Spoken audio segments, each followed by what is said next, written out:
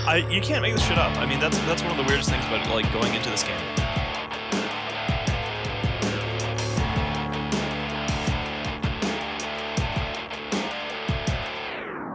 It's talk already.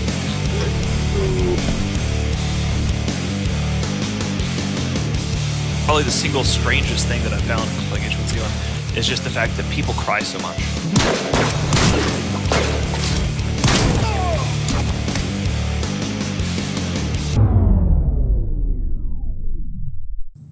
Hey guys, what's up? Welcome to the third hour of our block of streams today. We are here with the Undead Zone. Last week it was on Sunday, it was on Saturday now, and this is going to be its normal time slot, so make sure you go ahead and put it on your schedules.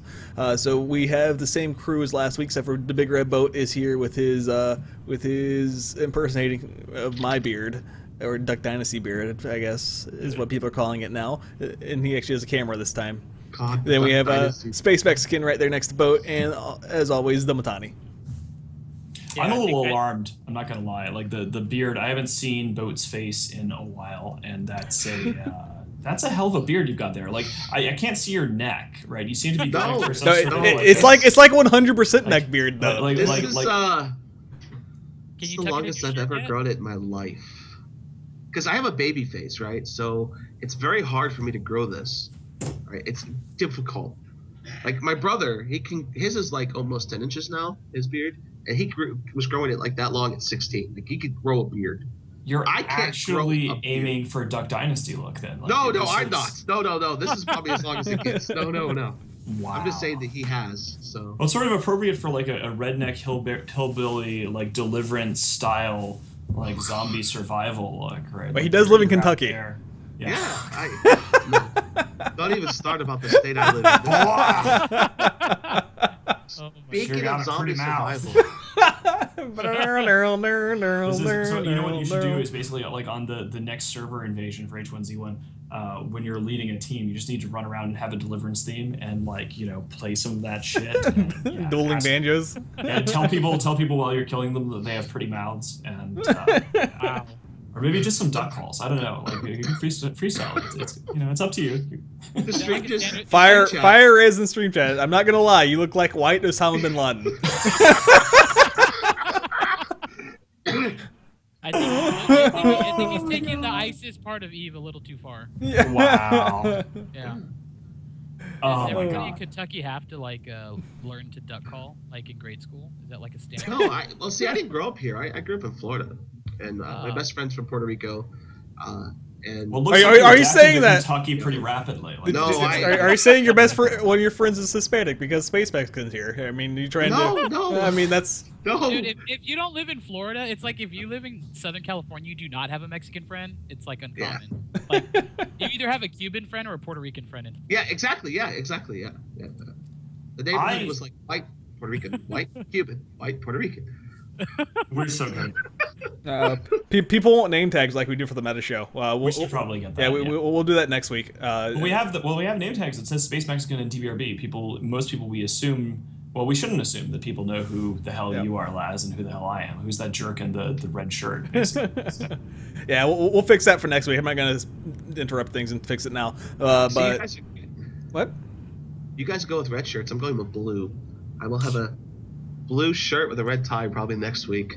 Well, I actually thought about changing because, you know, we don't allow red on H1Z1 on our servers. That's true. We tend to run around in blue. That's like our IFF method. So, you know, but I figured if I went from a scene change and I swapped out my shirt, people would kind of look at me funny because I was wearing a red shirt on the meta show a couple hours ago. So we should actually talk about H1Z1 because we've been fucking around on. What's H1Z1? Yeah, what is H1Z1? No, this week they released the Magnum, which the Magnum is a really, really awesome sounding gun and Really, how long really, did it take really you to pick ammo? cool looking gun, but it sucks. It's like it does like 30 damage. Hey, you know what, dude? It's never the Indian, bro. Yeah. Well, I've only used it once, and I just happened to get really, really lucky in a hardcore battle royale game, which I fucking won first place for my first hardcore battle royale. Where did you find ammo for the? It was with it. It was with the gun. Really? I could never find ammo for that Magnum. Yeah, this is the only time I've ever seen a Magnum with ammo. Every other time it's just been the Magnum. Yeah, it's been bugged, so they're hopefully. It's the gun has a ton of recoil. Like you literally fire once and it kicks the gun straight up, basically. That bad? Yeah, and so you can't rapid fire it. I expected no less for a Magnum. Yeah, and what's the damage like? Did we? Because we've been doing a lot of damage testing. Because a lot of the things we've found recently is that like a lot of the public wikis for H1Z1 have like bad information that's just straight up wrong. Like a lot of people assume that if you get headshot, you automatically die if you don't have a helmet. It turns out a lot of guns you can just get headshot in and nothing happens. Like you take damage. Really? What happens? Yeah, seriously. Like the M9 you can get headshot with, and it only takes like 70% or whatever. Right. You can survive headshots from pistols. But there's bad data. So what's the deal with doing the damage on the headshot? A headshot is one-shot kill. I'm not sure with the helmet though if how much the helmet reduces it. But the body shot's only 30 damage. Really? Yes. For a Magnum? That's interesting. That's the problem. That's the real problem with it is because of how much recoil it has. If you can't rapid fire to hit those body shots. You would think 2 shots with that thing you're dead, because it'd be pretty hard to. You'd be shooting that thing like a sniper, one shot at a time. Yeah, I think I still get the actual damage calculation pulled up that Reelan was working on. 30 damage to the body. That's without any arm or any type of reduction from body. I think we'll have to do a study this week, Alex. I'm sure we will. And or by a study, what Space Mexico means is him running around and murdering people that are part of my own. That are part of my own group. That's part of his gimmick. So hey, one of the things that's been interesting is that like we've done a lot of data mining recently. So one of the things that Daybreak does is that they give whitelisted servers to various player communities. And most of the player communities that I've found so far have been getting whitelisted servers with with like stream stars, guys who like for their streamers or whatever they get on there. But what we've been using it for, since we're a little bit more organized as a group in the Imperium, is just doing all this testing and actually just trying to dig into the game, only let a few people on it, and just get math. And we've learned a lot of fascinating things. So for example, in terms of like the damage distribution, in terms of melee, you use a spear. You should never throw your spear, but you should always be having, as a melee weapon, your spear is just, it straight up does the most damage compared to anything else. The only thing that comes close is a combat knife. Anything else is sort of suboptimal. And so just getting that kind of hard data has been a really interesting process. And the Tranquility server has been used to, I think, good effect. And we're only really just kind of getting started. So that's been awesome. Very happy about that. Yeah, we are from Eve, so we love our spreadsheets. It's gotten alarmingly similar actually, because like when you end up with a thing where like when our guys started making not just a spreadsheet, but then they made a Google form input front page for the spreadsheet, and then that was broadcast to our organization, and everybody starts working together to fill out the spreadsheet and then filter it and do all this other stuff. I'm like, that is. Like, I'm having straight up Eve flashbacks. Like, games look different. But in practice, if you look under the hood, like, there's sandboxes, there's spreadsheets, there's math, there's crafting, and it gets crunchy. Well, and this isn't H1Z1 related, but I spent 10 hours on a spreadsheet for World of Warships this week. Delicious. Wow. Yes. I don't envy that at all. I'm glad to have people who do spreadsheet things, but I can't. Yeah. When I saw the first spreadsheets, I'm like, man, you guys are fucking tryhards. It is kind of what we do. Yeah. And then it was so easy to get more spreadsheets because like, hey, who wants to make a spreadsheet about how many bullets you collect in an hour? And someone's like, oh, dude, I'll totally do that. Yeah, Give me like 3 hours, I'll have that shit done. With the power of weaponized autism. Yeah, we have weaponized autism. Can we say that? I think that's a line from Test Alliance. Please ignore it. I had more people in the servers that wanted to run around making spreadsheets than go blow shit up. Well, we've actually been accused of hacking by groups on like high population servers because of how quickly we gather materials. Because we have so many people and we put them to work, and then we build up these bases in a quarter of the time that all the other people gather materials and build them. So people they're literally accusing us of hacking, using speed hackers and other people to be able to gather enough building materials to build all of our bases.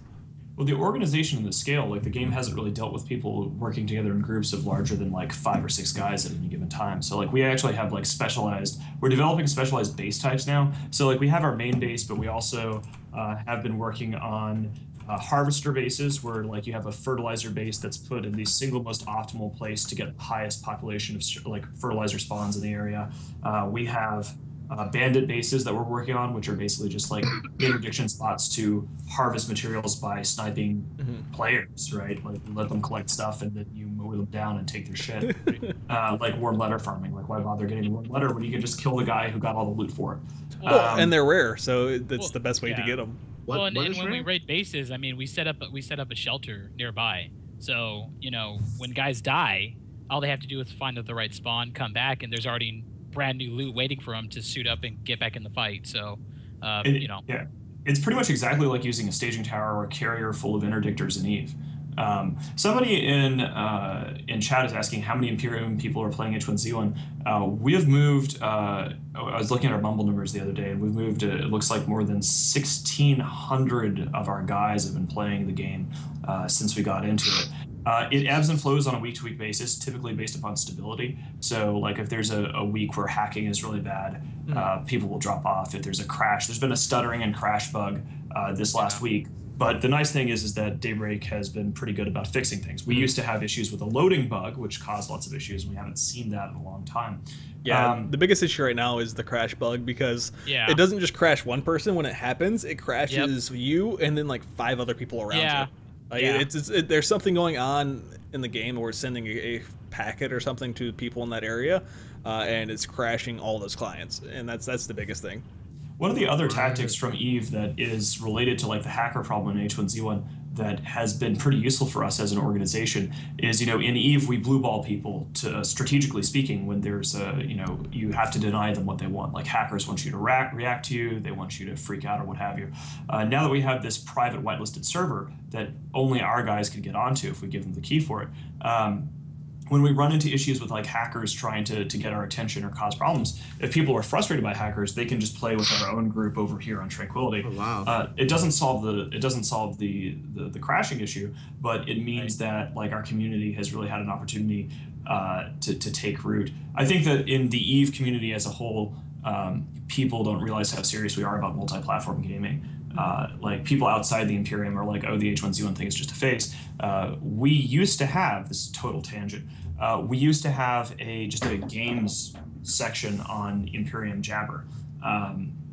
And it would mostly be like the World of Tanks channel. But I recently, like when we decided to go multi-platform, I'm like, this is dumb. Winning is fun, playing with your friends is fun. You do it better when you're organized. So now we have a Warships channel, we have the H1Z1 channel, and we're spinning up game-specific Jabber channels such that when our guys are not playing Eve, they're developing these kind of tactics, metrics, data mining, macro-level strategic thought, and it's just really kind of refreshing. So that's why we have so many people, and that's why it hasn't petered out or stopped, because we're just kind of sticking our claws into other games and starting to really kind of, well, I mean, it's a hell of a lot of fun, because these other guys, they have no idea what hits them. They think we're hacking. They've never dealt with organization before. Well, and the big thing about this is we're not actually ditching Eve, if anyone ever thinks that or says that. I mean, it's as you saw last night, we had what, 800 people or something.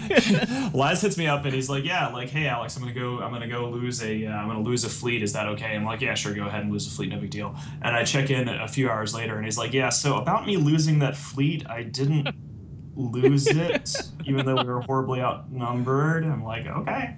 Yeah, Eve is like our base station that we use to raid and sow terror across other games, and H1Z1 is just the first. But it's really nice to see these best practices from Eve get sort of taken, developed from this very, very difficult, very competitive game where it's winner take all, and then you take, oh, here's a recon org, here's our spreadsheet orgs, here are metrics, here's this, here's that, copy and paste it into H1Z1, and just see the impact it has. And apparently the impact is we look like hackers. Yeah. I want to talk about the June 2nd update, which brought in tear gas, and I love tear gas because it's the most irritating thing for Laz. For me. So the tear gas, when you throw it, it makes you cough, and it's supposed to have other effects that aren't really working really well right now, but it implements the fact that now you really need a gas mask, which makes them more valuable. Laz loves it when people throw tear gas in a base, because then he gets to hear everybody cough for about 20 minutes. Oh, the coughing. Well, the coughing is so it's like it's really, really loud and obnoxious in this game. So the tear gas is something that nobody's really utilizing these little tools for fighting tear gas, stun grenades, but they're really useful actually, especially when you have to take on groups of 4, 5, 6. When you can flashbang someone, no one's really using these tools as they should, but they're definitely going to work, especially when trying to raid a home or raid we're on the dam and we're constantly going downstairs into the dam to fight people. So, utilizing those stun grenades are going to help out a lot. Particularly because there's so many spawns in the dam area, you basically have as many grenades as you could possibly want. The only question that I have about the grenades is, currently you have to like manually put it on your paper doll, right? Like you take the one grenade, you put it in your inventory, and you can't have more than one, right? So you throw it and then you got to go back in your menu and drop another one in. Yeah, right. Yeah. It's a huge tease process. If you wanted to chain throw grenades to disrupt things, you'd have to. Well, from a doctrine perspective, actually, this is a little bit more interesting though. So like as an individual, that's kind of a pain in the ass. But if you go on a raid or something and everybody has their primary weapon, if you say like everybody's got a shotgun.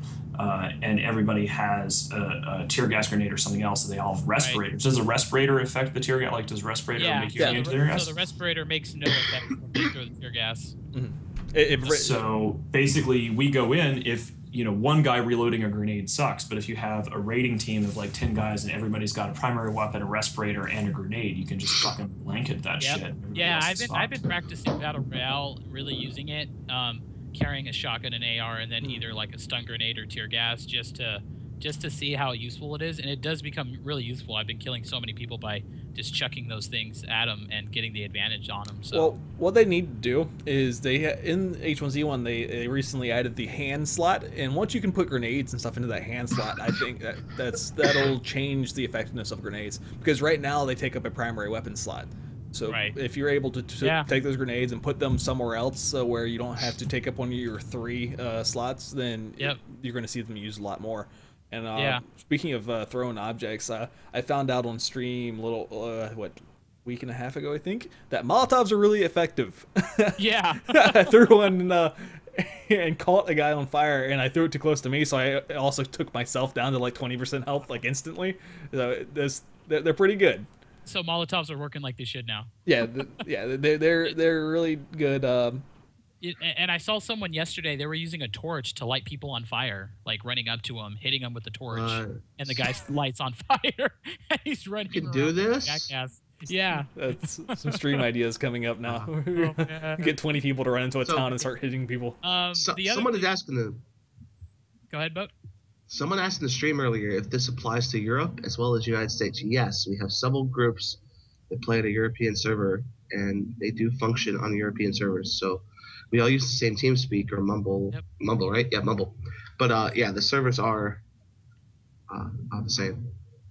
Yeah, we're on multiple servers. The 2 main servers right now are Abandoned and Alistor are the 2 main servers that we're currently on. Mittens has muted himself somehow. No, he just stopped. Sorry about that. There we go. I did in fact. I saw the mouse movement, but I was about to say, our 2 main servers, we've got a Euro and a US, and we basically have Euro, US, last are Abandoned, and we've been working on Tranquility, our test server. Like while we're waiting for the crash bugs to clear up, we're doing a shitload of data mining. So like our presence on Abandoned and Alastor is a little bit lower than usual because we're all on Trank. Because we're awful evil data miners. And once we have finished that, the data mining will probably become more of a post-patch kind of thing. Like you got to get the initial spawn mapping, which has been fascinating. One of the things that, total tangent, everybody uses like H1Z1DB.net for maps because it's basically the best mapping site that I've found for H1Z1 easily. If you're not using H1Z1DB.net, you're doing it wrong. But the commonly known areas for vehicle spawns, one of the first things that we discovered, H1Z1DB.net actually has vehicle spawns marked on its initial map, but our rough data mining has discovered that there are a shitload more vehicle spawns out there, far more than like a relatively small limited number of cars. So there's just a lot of rocks uncovered, rocks in this game that haven't been turned over yet, which is interesting. Custom spawns too, that's another thing that is curious. A lot of people assume that the containers in this game And actually somebody flipped out about this in a chat channel the other day, was like, oh, all the container spawns are the same and everything is the same, and it's all just a random number generator, and why are you trying to map it? Well, if you actually start looking around and maybe have a spreadsheet, there are places where the developers have adjusted this spawn or that spawn. Some of them are fixed, or they've got cars in certain areas will always spawn 3 or 4 scrap metal instead of tarps. And once you find that out, you have a massive competitive advantage, which is what we're busy doing. I've also noticed, and this is just a complete me noticing it, could not be true at all, but between different servers that we've been playing on, it looks like some places spawn different items than they do on different servers. Like in the dam on one server, it was spawning lots of saline and cloth and stuff like that. And then I got on a different server later that day, and I kept finding actual entire med kits, like first aid kits, in the dam itself instead of bottles of saline. And so you're saying it's more server based than spawn based? I don't know. This is just an observation that from joining multiple servers, that I've seen different stuff popping up in different locations that typically weren't there on the other servers that we're playing regularly on. Right. Well, this is a good time to remind people that if you would like to investigate joining the Imperium, we do actually come to the Mittani.com. You can click the link that's posted periodically by Nightbot in our chat over here. You can get a bunch of free skins. We have a free machete, a free tactical goggle helmet, which is actually one of the best looking ones for the tactical helmet because it doesn't paint a bright blue target on your head. It's actually like a good camo. And our Himley shirt camouflage uniform, which has been very helpful when you're running around the woods. But no, it's been fascinating to just try to dig into these things and uncovering the assumptions that people have about this game that are just wrong. And if you know how the game actually works better than the other guy, you can kill the shit out of them better. You can harvest more efficiently. Why bother begging for scrap metal here or there if you can go, oh, this car always spawns 3 or 4 scrap metal and a weapon repair kit, right? So we're really just beginning to scratch the surface. I don't know whether there is a server difference in the RNG, and we will end up testing that. It's just sort of a fascinating thing. You know what I like most best about this game is really the depending on what kind of player you are and what you play in video games, you can do anything you want to do. In our group, for instance, I mean, we have guys that they love sitting on top of a base roof and just sniping, calling people out as they come up. They just love doing that. I don't know why. They'll sit there for hours and hours and hours and just lay on top of a base and just constantly go, puppy, puppy, puppy, puppy down, puppy down. Hey guys, we're getting raided. Something about the game, they just love doing that. And there's guys that love being, I call them a base bitch. They like staying at the base. They like organizing it. They like just moving shit around. It's like logistics guys in Eve. But yeah, we actually had a guy.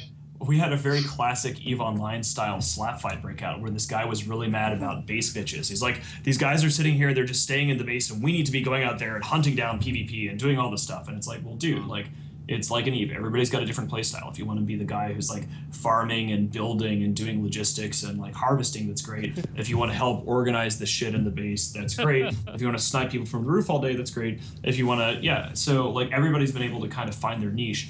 And as usual, we will sort out any playstyle conflicts of people slap fighting in the signature Imperium style of simply shooting anybody who's a bitch about it, because we don't allow infighting because we're awful. Yeah, Ducksat, I don't know if we'll actually pick up Ark as a Imperium game, but I've heard it's really good. Yeah, the Ark thing is interesting. I took a look at it. It's really crashy and unstable right now. Super unstable. And I'm not really sure about the whole dinosaur thing. We'll look into it. It's nice to see more things in the survival genre, but Ark they did a huge promotional thing. They managed to basically buy off or take over almost all of the big Twitch streamers. So all of a sudden this game I'd never heard of was all over Twitch.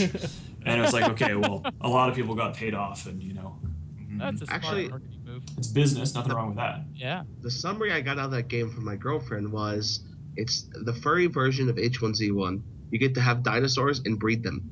You know what happened? What happened right here, guys, is Mittani disowned that game. So the boat cleverly said, you know what my girlfriend said about the game was... My girlfriend. It's pretty terrible. My girlfriend. No. I mean, I have no problem with Ark. I just haven't had a chance to really kick the tires on it because, we've been running around and doing lots of interesting things. we're open to a lot of games, and we are a multi-platform gaming community.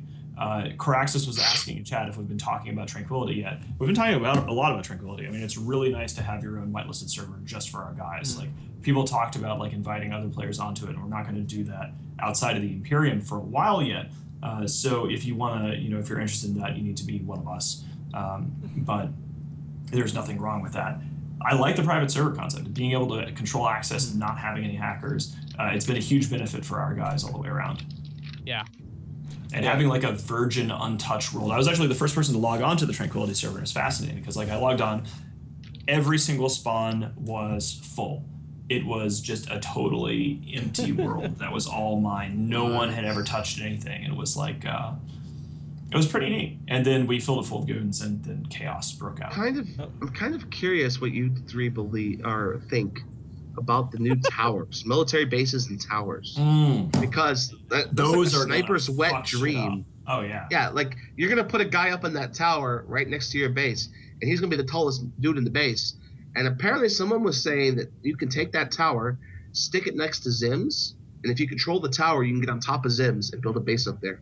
Wow. And control Zims, which means you're the highest person in the whole freaking world. Oh, yeah. No, that's going to be one of the interesting things about it. Is whenever you have a base building method that allows you to get height. Like on the one hand, the sniper towers, they look really cool, and our guys are going to be doing them constantly. Because right now people use like makeshift furnace crenellations on the top of bases to be able to hide behind the furnaces and make like makeshift sniping spots. If we can do actual military towers at each corner of one of our outposts, you can also use them to get up on the roofs of things. There's a lot of potential there. Yeah, I'm trying to see. I should have uploaded a picture on the stream for this. Let me see if I can find him. Actually, I found the tweet about it.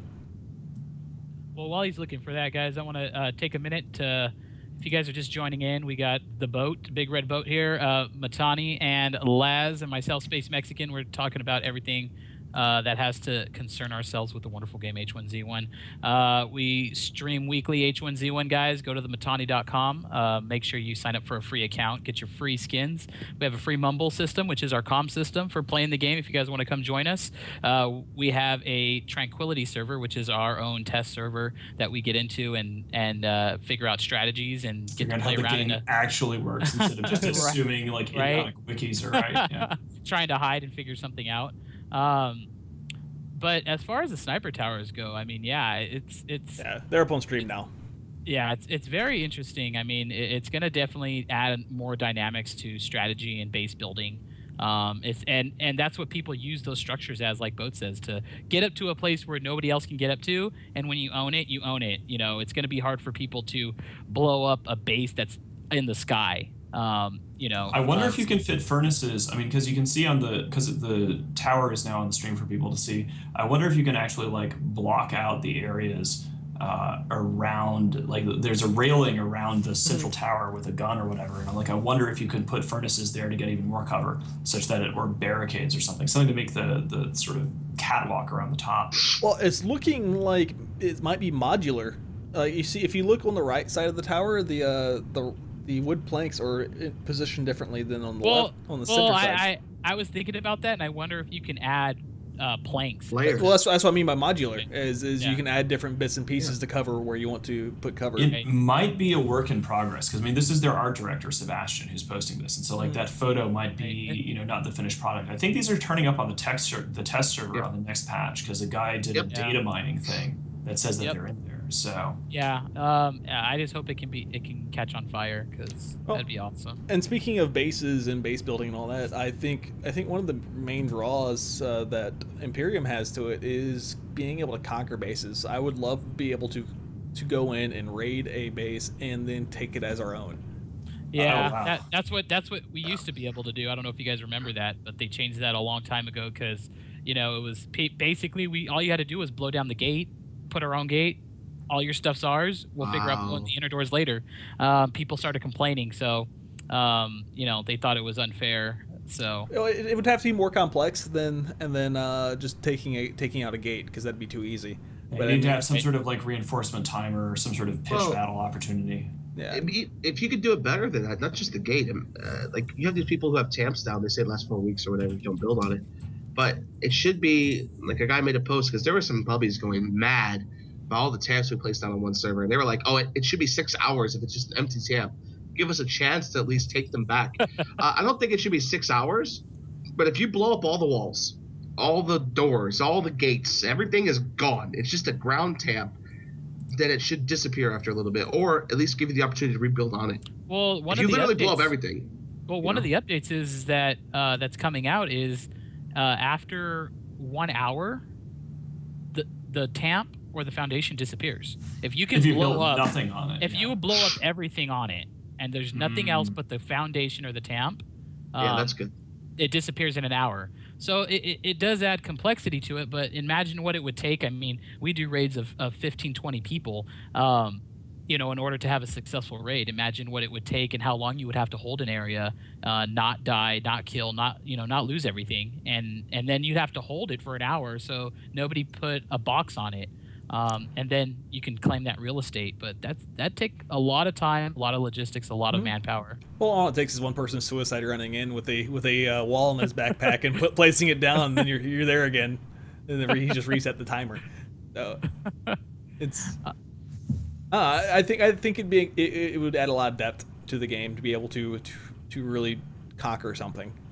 Right. Speaking of depth, I mean, one of the things that we see in the roadmap that I think is particularly exciting is that they're talking about a profession system of some kind. So instead of maybe, and I have no idea where that could go, but maybe like if you choose that your dude was a doctor or something, he starts with a med kit or something, or he knows a recipe to begin with. If you choose to start as like, I don't know, a builder, or like you were an auto mechanic, maybe you start with a crowbar or something. I mean, any kind of variety like that.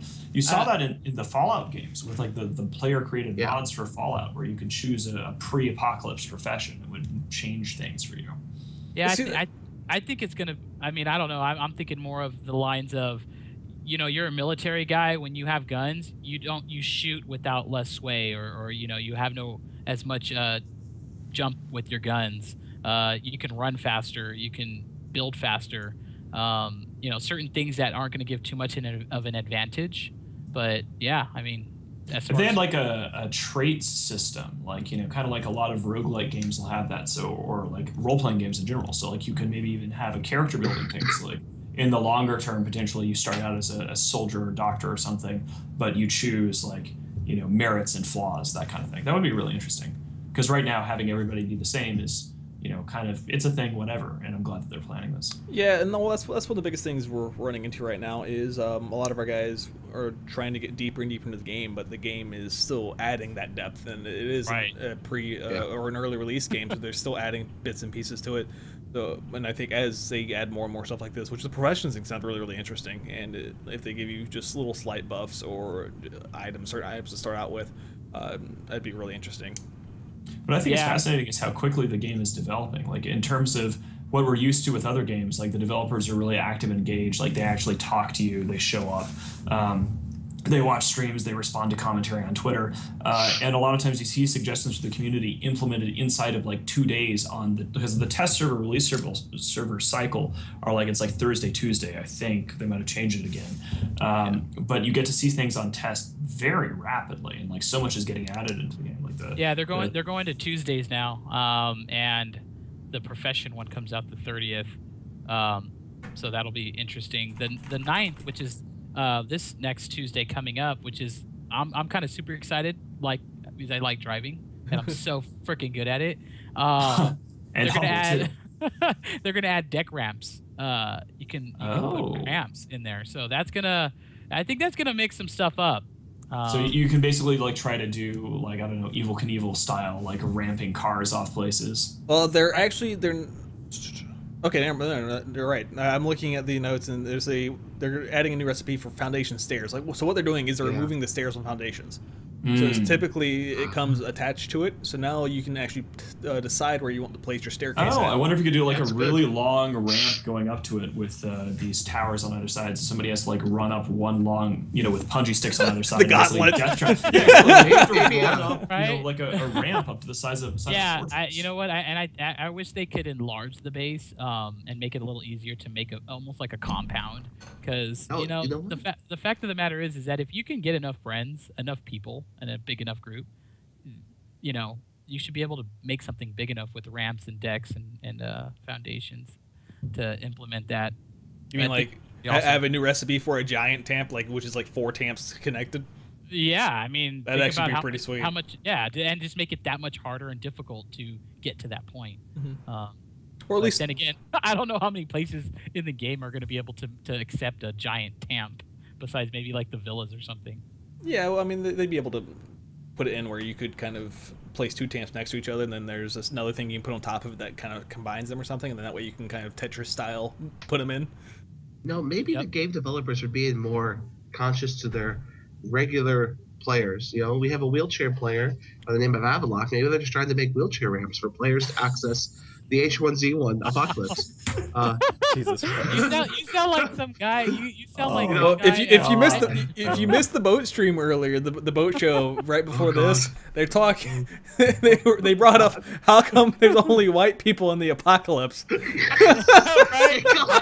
There was something on Reddit and someone posted H1Z1 is a racist game because there are no black or minority people. Yeah, exactly.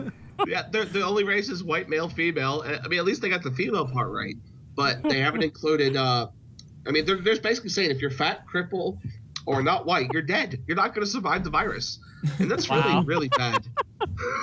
Oh man! If you think about it, they really messed the boat there. Stop thinking about it. The boat. Oh man! All right, so getting back into the updates. June 16th, they're gonna add a party system, which basically you can join in survival games, PvP or battle royales as a group, and then which is weird because they're adding the party system on the June 16th update, which is also the same date that you get Watchtower. They're gonna add ranked leaders for battle royale. And I kind of saw, I don't know if you guys saw on Twitter, they kind of posted up kind of what that's going to look like. It's going to be based off of how many wins you have. I think it would be kind of cool to have a point system. That way, no matter where you placed. And let me stop you for 1 second to clarify. The Battle Royale, the party system for Battle Royale is only for Team Battle Royale mode, which is coming in on the 23rd. Not regular Battle Royale. You can't join teams or you can't team join a regular Battle Royale. So the June 16th update says party systems to be able to join a lobby with friends and join survival together or team Battle Royale. Yeah. That's what it says. So that leads me to believe that you can join in a server together. Which what's the point? You're gonna die and split up anyways. I think that what they're doing with that is like, say I want to join Abomination, one of the heaviest populated servers in the game. And I want to join with 5 of my friends. I just don't want to join by myself and have them still stuck outside. It's going to allow me to party up with my 5 friends, and then we all join together rather than each of us joining individually. And maybe one guy gets in at 2 minutes, one guy gets in at 10 minutes. People are trying to get teams into Battle Royale on the daily anyway, and it's just kind of a pain in the ass. So in this way, they can try to segregate, make it easier for one group of people to have a team Battle Royale game over here, so it's only teams or whatever, not solo players, or they can mix it up. I don't know. It gives you a bunch of options. Well, from my understanding from talking with people, is they want to add actual counters to people teaming up in regular Battle Royale mode. They want to add punishments to force people to actually play Battle Royale the way it should be, where it's one versus all. Oh, that's a bunch of bullshit. So that's such a bunch of bullshit. They're just mad because they don't have a lot of friends. I mean, I'm just saying. I'm in the game and I make friends in the game, and they just want to play with me because I'm cool. I mean, not my fucking fault. Yeah. So, but the biggest thing in the 16th update though is they're introducing the AK-47. We always like new guns being added to the game. I love it because you have to wait like 2 more weeks for the ammo to spawn. Wow. I was going to say, now the white Osama bin Laden gets his better choice, but... Well, you can craft the ammo in survival, but in Battle Royale you can't. You know what makes me more excited about June 16th? Is 2 weeks after June 16th. I can put that on the calendar. So. What is 2 weeks after June 16th? That's when we put the ammo in. Oh, are you serious? No, he's making fun of the of the Magnums. You know what? I have to, because I was actually excited when they added the Magnum, and then I started seeing it all over the place. I'm like, where the hell's the ammo for this damn thing? I'm like, geez, I can't even use it. It's only in Battle Royale. It's only in Battle Royale that you have that problem. But in survival, you can find the gun and then you can craft the ammo. I mean, the other thing about, like, regardless of the AK-47, but they're also adding actual, and we need to test this, but they're adding actual Kevlar, and, armor that works against bullets, right? Like, you can currently craft armor in the game that, like, the metal-plated wood stuff that's good against melee stuff, but it doesn't really help you against projectile weapons. Now, the question is, in case the PV police station wasn't a war zone enough before, if it's starting to spawn these tactical vests, how much damage are they going to actually correct against? That'll be interesting. You can actually have military outfits now. Yeah, cool. Right now, shotguns are extremely strong, and I'd probably say overpowered because of the range that they're still effective at. Just a little bit overpowered. There's pretty much no reason to not use anything. Laz just says that because that's how he always dies, is by shotgun. Death by shotgun.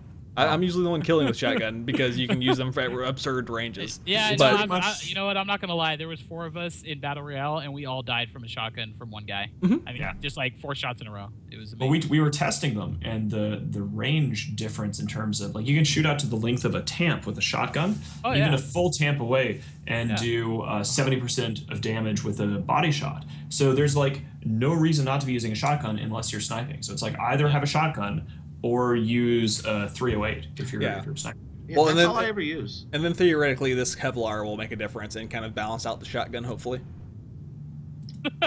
John Stargate wanted to know a couple things.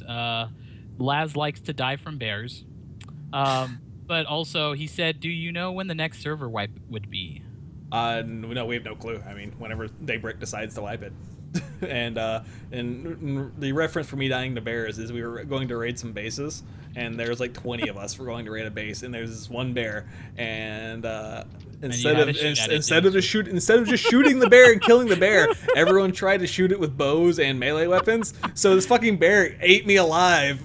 Dude, I'm surrounded by 20 people, all with firearms. I go, just shoot the bear, and then they pull out their bows and their hatchets and shit, and fucking I die with 25 or like 23 IEDs on my body and shit. I mean, you know what? We just have to make it a standard. Like, if you have a bow for more than an hour and only a bow, you just need to kill yourself.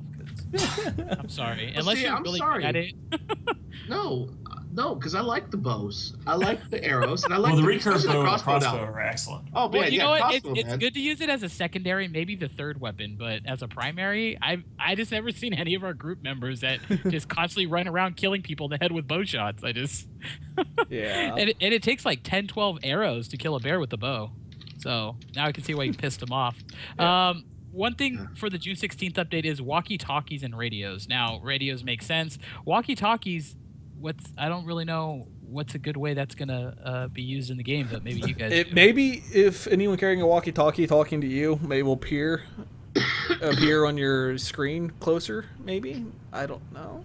And hopefully not, like, I mean, the thing is, proximity chat is a dead giveaway when you know that somebody's around. Most people are using prox chat, so I mean, presumably the mechanic, just guessing here, is that if you and your friends have tuned to a particular channel on a walkie-talkie, you can use the like in-game voice communications without giving off the proximity. Either that or it's a long-distance communications thing where you can talk now to that you said that, on the other Alex, side of the map with the walkie-talkie.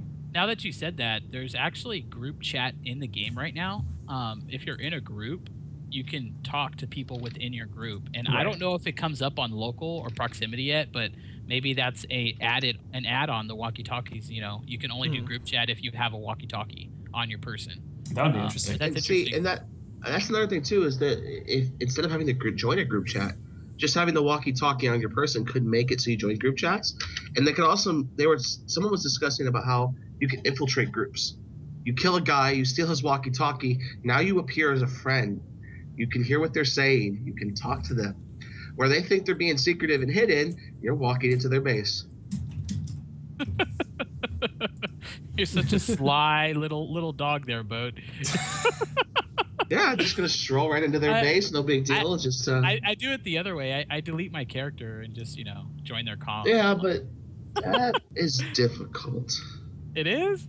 Oh man. Yeah. People are really light on meta in this game. Like, they're not, like, there's some degree of spying and stuff like that, but in general, like, a lot of the stuff that would never fly in EVE is just like easy mode in H1Z1 because the community doesn't know what to expect. Well, and there's no API keys or anything. They're too honorable in these kind of games because they're used to playing, like what's it called? Call of Duty. All right. Wait, what? What am I missing here that everyone's laughing and I'm not? You just made an honor joke.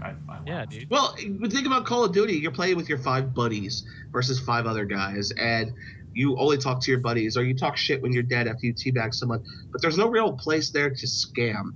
You got all these people who are first-person shooters who are coming into a survival game that can rely on hundreds of nerds grouping together to kill you with their fists, because you'll eventually run out of bullets. You don't run out of bullets in games like Call of Duty or Battlefield because you have unlimited almost. You respawn with more bullets. In these games, you're going to run out of bullets, and then my guys are going to hump you to death. You know, so... yeah, we are recruiting spies. If you want to be a spy, please talk to Space Mexican on Mumble, on the Mittani.com, and now's a good time to reiterate if you guys are just joining us. This is the Undead Zone. We're going to do this every Saturday at 3 o'clock West Coast time and 6 o'clock East Coast time. If you're in the middle, figure out the time. But go to the Mittani.com, guys. We have free skins for the game. You just create a free account and follow the link on the top right corner, and you'll get a free code. Change it in game, and there you go. And also, we have a free Mumble system if you guys want to come play with us. And if you want to be a spy, come into the Mumble and see Space Mexican. Let me know you want to be a spy, and I'll know that you want to be a spy, and I will never play with you. So, thanks. June 23rd, adding 4 military outposts to the current map. Now, this is the first update for the map since the dam, I believe. So, you know, I don't know where they're going to be, and what kind of other guns they're going to introduce. And a military outpost seems like just an obvious key location to build a base in and fight over, right? I mean, if you depending on what the spawns are in. In DayZ, you had the military spawns that were the best place to find guns and ammo, which I'm assuming this is going to be the same thing. So basically, you have these like the PlayStation and PV. You're gonna have these giant PvP zones where you have tons of players at most likely, and that's maybe. Because then maybe you can see some military vehicles, like up-armored Humvees or something, coming into the game. That would be interesting. I mean, having actual military vehicles, Humvees, instead of just having like police cars and like beater trucks and things like that. Yeah. Someone was requesting taxis. I can't remember who. Someone wanted to add taxis. That would be pretty ridiculous. I mean, you'd be able to get troop carriers or something like that. I mean, be able to roll out 10 friends in the back of a truck instead of because I think the max right now is 4. You know what I wish? I wish they would take all those broken-ass vans and there would be one good van. Because I would love to shove like 10, 12, 15 people in there in the back. I mean, I'm sure it's totally possible. Like a clown car kind of thing. You are Hispanic. I was waiting for someone to set that up. Thank you, Laz. Thank you. You know what? I'm glad. No, I'm glad because I set that on a tee and I was waiting for someone else to hit it. I was waiting to see if anybody would be dumb enough to actually hit it sat there. It sat there in my mind for a while, and I was I just can't let this one go. I just can't let it go. I'm setting this to Twitch. We're getting banned next week. You gotta understand, Laz. That is racist. It's literally Hispanic, he's Mexican. Those are 2 different countries. Come on, you cannot call a man Hispanic when he's not Hispanic. That's like calling a Canadian French. It just doesn't work. A Frenchman. You know what's so funny? Why? How come calling a Canadian a Frenchman sounds? There's no racism there, but calling a Mexican a Hispanic. No, I said you can't do that. That is racist. Oh, it is? That is wrong. You never hear the French apologize when they curse out an American. You know what? Canadians will be on their knees. I grew up in the age of no racism, so there is no racism here. All right, we get 2 minutes left, and I think that's a pretty good note to end on. Is our blatant disregard for propriety or order or much of anything. I guess I should mention that me and Mittens are going to be drinking tequila in 2 weeks. So should be shit, right? Okay, good. All right. Yeah, so guys, with that, we're going to go ahead and wind down the Undead Zone, our second episode. I hope you guys enjoyed it. Again, this is going to be the normal time slot for the Undead Zone, is whatever time it is now. 6 p.m. Eastern is the start of the Undead Zone on Saturdays. And we'll see you next week. Thank you, everyone, for tuning in. Yeah, hurry up. Boat's beard is choking him. He's dying. It's awful. Peace out.